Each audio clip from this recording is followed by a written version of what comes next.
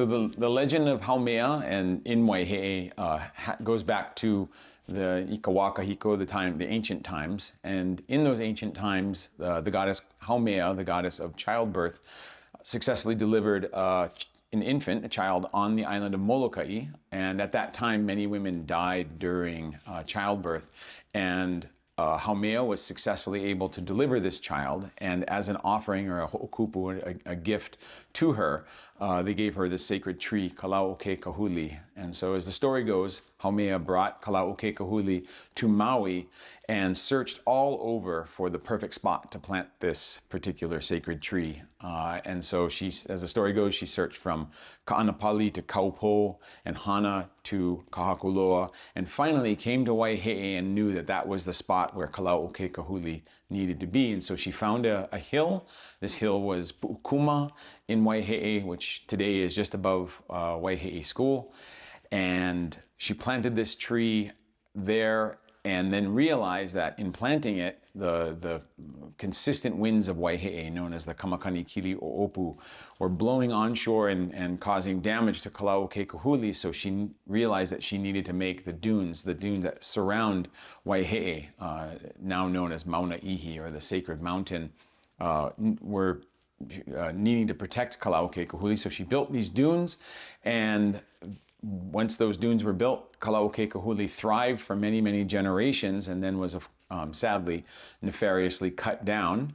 And when Kalauoke Kahuli fell into the river, into Waihe'e stream, it floated down to the river mouth and then floated out to the island of Oahu, where it was fashioned into one of the sacred temple images, the ki'i, the image of the deities.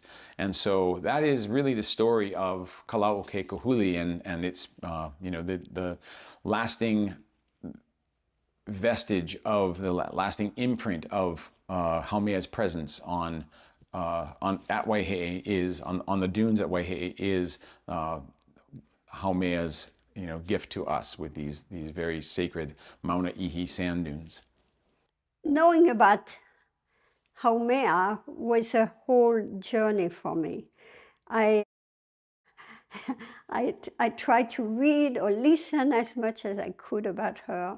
And what I found out is that the Hawaiian think that she's actually part of every woman. She's kind of like the Mother Earth. And so she's very giving, gentle, calm, loving, and she is also protecting the land. So what I also learned about her is that she is the one that kind of sets the stage for things to happen. She's like a creator.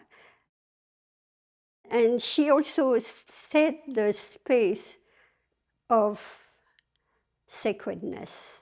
So in my painting, I was trying to set that space. And that was a challenge, of course. But this is why I painted the tree that she planted in a form that is not real. I would say it's more like an imagination of the tree.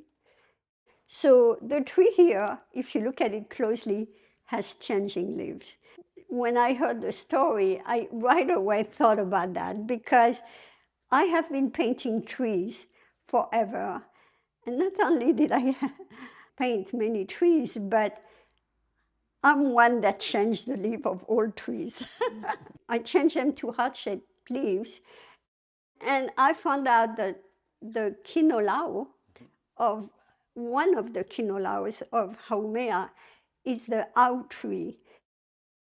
Au tree has heart-shaped leaves. So she really calls on to me. It's something that I feel intimately a connection with. So that's why I have here the au flowers and the au trees.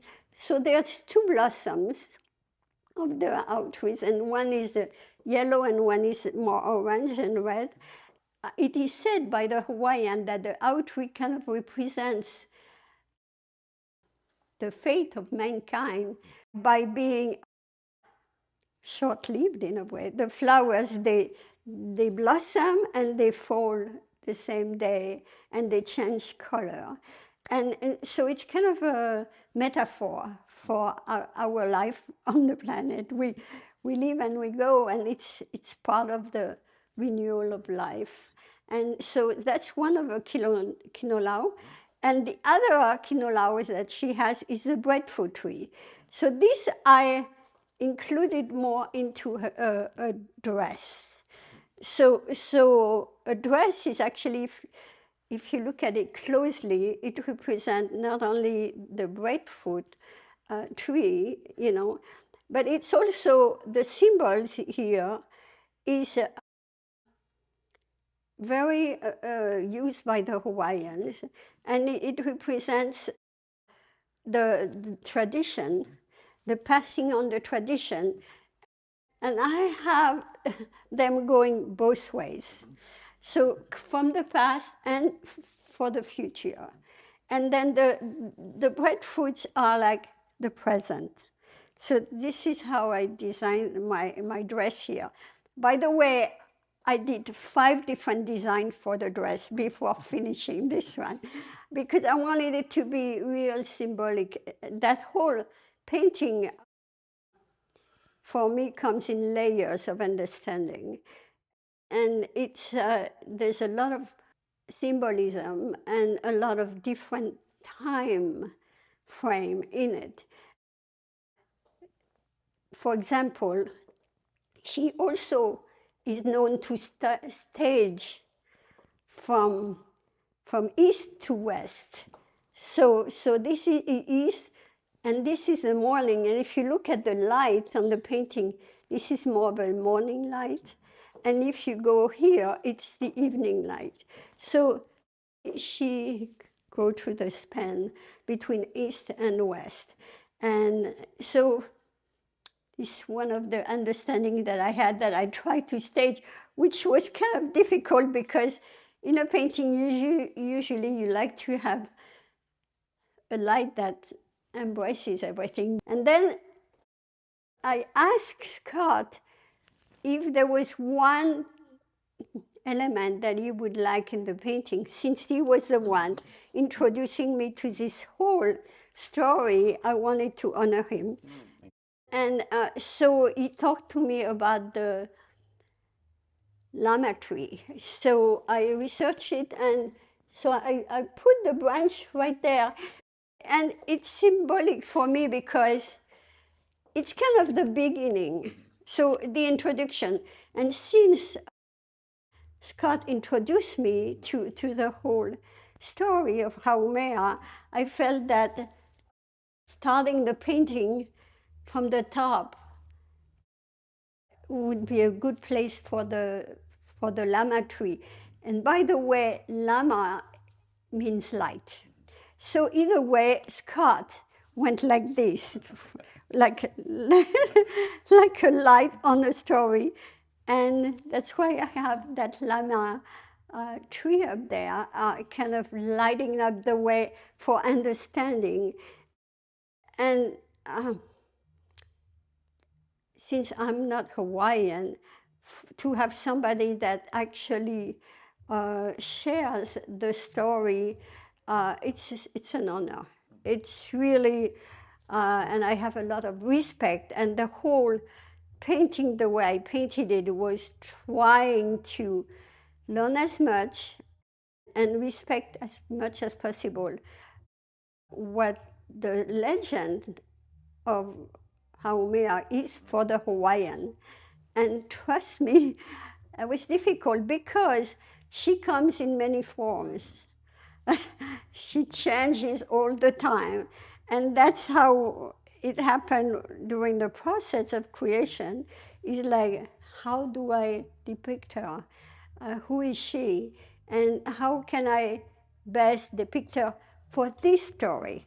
Because, you know, she would be depicted differently if it was another story. since she was the mother of many gods. Haumea was originally coming from an island which is called Nuhu Mealani, which is an island floating kind of from the heaven. And it is an island where the Akua and the people were living together harmoniously. And the Akuas are actually not only the gods, but they're also the elements of nature, like the wind, the ocean, the sky, the sun. All of those are Akua.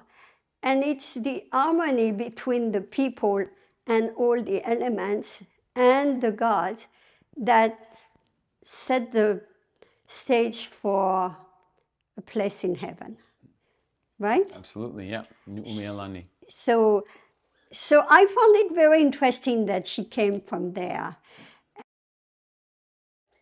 and then created all on the earth. I think if we could go back to that place, that would be very nice, I think. Don't you think? Would you say something about that? Yeah, and you know, I mean, working at Waihe'e, I've worked at Waihe'e now for 21 years, and you know, you absolutely feel her presence and the presence of all the kupuna who have come before us, as well as the Akua who are still on, you know, present on the land. So you know, Haumea's presence is still there in Mauna Ihi, as well as Kihawahine's presence in the wetlands. So you know, when we are working to care for the land, that act of malama aina, in many ways, it's a act of, you know, simple caring, but also sacred duty. So, you know, of course, what you hear of kuleana, you know, kuleana kapu. So, you know, it's that sacred duty. So. And this is why I'm very honored to work with people like Scott that are actually honoring the land, and we definitely want to support that. So just a detail about the painting, because Scott was asking me, so which one is a tree?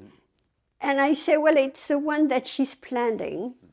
And it's also the one behind her, which is, the one behind her is her imagination of the tree when it blossoms and it thrives. And it did thrive on that. Thanks to her caring, it's like, I want to point out that she's planning something and she doesn't just leave it alone. She cares so much about it that she's going to create dunes around her, around the tree. I mean, this is huge.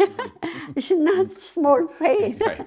And I think it's kind of symbolized for me the care of a mother, caring for the baby, and making sure that everything around the baby is to protect the baby.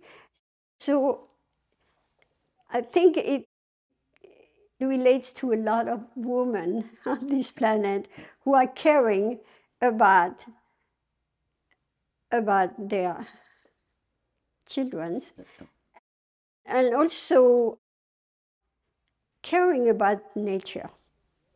Yeah, it's really amazing. I mean, the pulling in the kinolau, the bodily forms of the deity, and you know, I mean, her bodily forms are both in the life, the animate things, and as well as the inanimate things. You know, her presence is in the dunes, in Mauna Ihi. Her presence is in the stream that flows through. All of those things give life to the land, and so through her actions, you know, and as we plant those trees, we are actually reenacting her activity. So we're embodying, you know, her commitment, her dedication to the land. So yes, yeah. What I want to say that I made a point to use for that land native plants and birds, and even though the tree that you plant, we are not totally sure Yeah. what it is. Yeah. But it doesn't really matter, Yeah. because it's the idea of the tree and the idea of planting a tree. Can you I elaborate? often think of, if we were supposed to know, it would have been mentioned. Right. And in many ways, it's that that idea of speculative imagination that every tree we plant can then be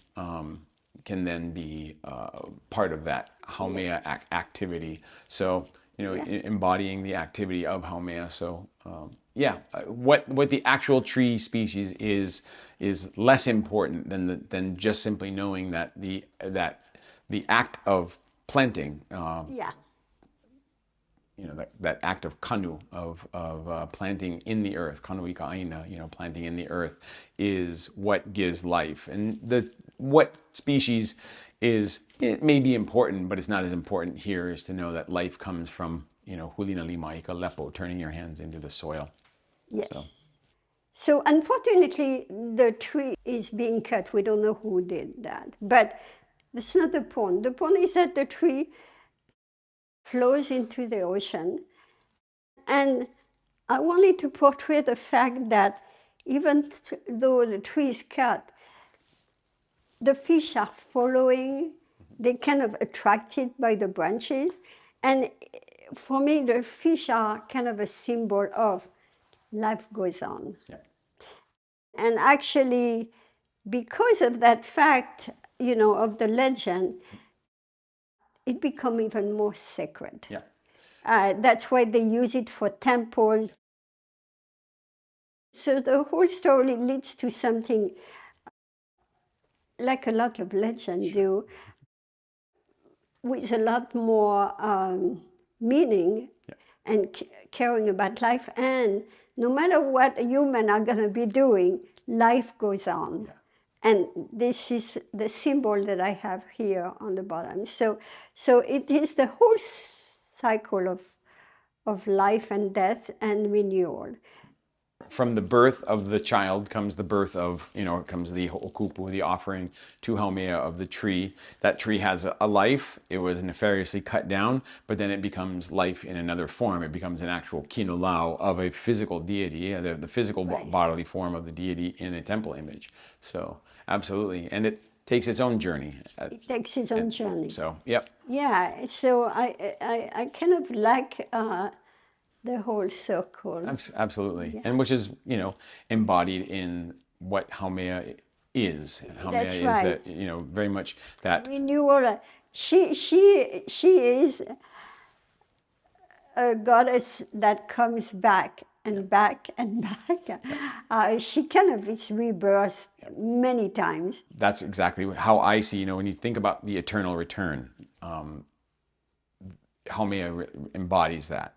And so even at Waihe'e, where we have, her physical embodiment today, we have her presence. The tree is gone, the land had degraded, and now we're back in the process of actually returning it. So that idea of restoration is our action to bring back the eternal return. The way that I feel about this painting is that I was working with kind of different world. The world of now, the world of what is real, and the world of the sacredness, the mythology, and trying to combine both worlds was definitely a challenge for me. Through the action of doing this, I was understanding more and more about the universality of Haumea and how she's a woman of the world, and her action, I think, are good to be shared with the world, because especially nowadays, where nature is really at stake, having the understanding of planting trees and taking care of the land, I think it's major to our society now. So this is part of my mission a little bit. Yeah. Doing this painting is to share the importance of taking care of the land and understanding the sacredness of the land and caring about it. Yeah, really what you're touching on is the distinction between the ao and the po. You know, the ao is that world that we live in, and the po is the realm of the deities, the realm of the ancestors. It's where all people head to when their life has ended, so making that final journey. But in reality, you know, the ao and the po are never really completely separate. They're always intertwined to some degree. And so Haumea enters into the ao and she plants a tree in Waihe'e, and then she is elsewhere. She is in the po.